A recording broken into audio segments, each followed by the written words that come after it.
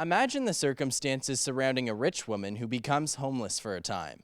So the story goes behind the latest comedy to hit the stage at the First Ontario Performing Arts Centre. Well, it's an ultra-rich woman, Shelley Cormorant, who is 52 years of age, and she just feels a terrible void in her life. She has all the money she needs, everything looks good on the outside, but she feels a terrible emptiness. I listen to god-awful music because a friend of mine insists. She pushes the CD into my hand.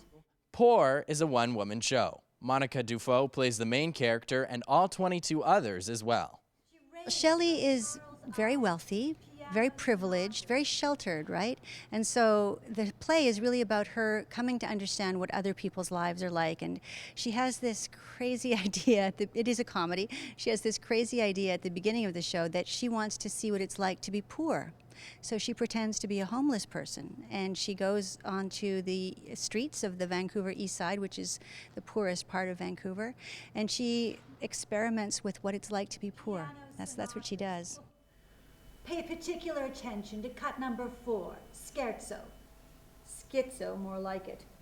It's a schizophrenic rendition of My Old Kentucky Home. Well, I prefer My Old Kentucky Home. The play attempts to portray the class divide between the rich and poor. Monica spent time in British Columbia, where the play was originally written, to get a feel for these differences. I did actually go to Vancouver, and I did walk along the streets of the East Side and sort of experience what that was like, and see what what sorts of things people do on the streets. And I also went to the very richest part of Vancouver, the west side of Vancouver. And so I think that's what's really interesting about this play and about this character, is that I get to explore both sides of that kind of divide, the rich and the poor. I wish I could say I can't afford it. I can't afford to spend another tedious evening with tedious people watching tedious artistes. It's a one-woman show, and there are over 25 characters in it, and that is extremely challenging.